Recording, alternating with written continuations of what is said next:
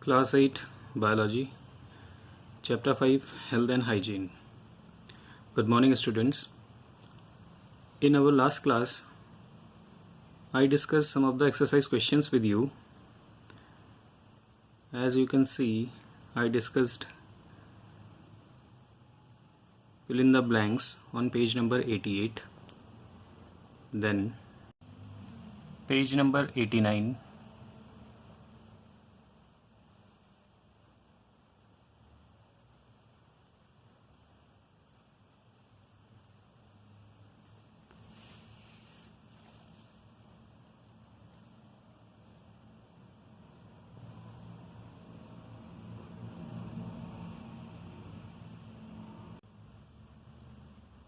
then page number 90.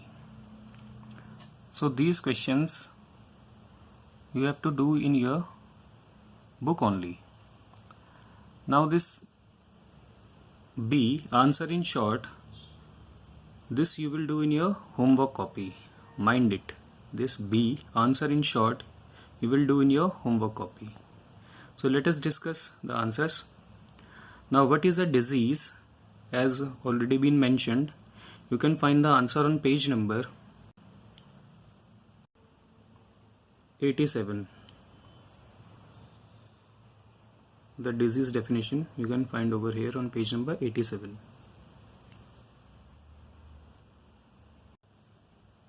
Now question 2, what is a vaccine? So this you can find on page number 88, the first line, vaccine is written over there.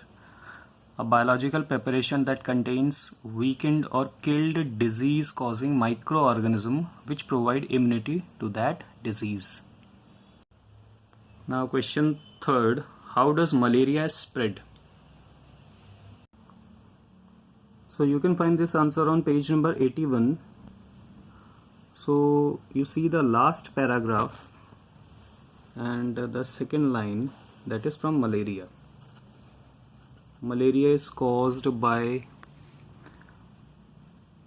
protist plasmodium and is transmitted from person to person by bite of female Anopheles mosquito. When it bites a person suffering from malaria, it carries germs in its body and transfers them to the next healthy person whom it bites. So this up to here, this will be your answer. Now question 4, what is rabies? So you can find this rabies answer on page number 87. The another name is hydrophobia. A disease transmitted to human beings by the bite of animals, especially dogs infected with rabies virus. Okay, and so this is your answer, but one more thing I want to add up here.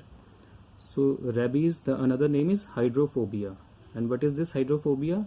So a person suffering from rabies, he will get scared of seeing water. Hydro means water, phobia, you know, scared of. So that person, whenever he sees the water, he will get scared. Now question 5, what are antibodies? The answer is on page number 83. When germs enter the body, the immune system produces certain proteins termed antibodies in the blood plasma which attack the invading germs and destroy them. So up to here you will just finish the answer. Then question 6, what first aid should be given in case of a fracture? So you can see the answer on page number 86, the last paragraph. Lay the victim comfortably and loosen or remove the clothes from the affected parts. Provide a support to the fractured part to prevent its movement. Support can be provided by using a sling made of cloth.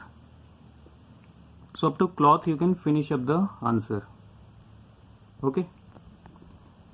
So students, you will do this B part, that is answer in short, in your homework copy. and rest of the questions we will discuss in coming classes.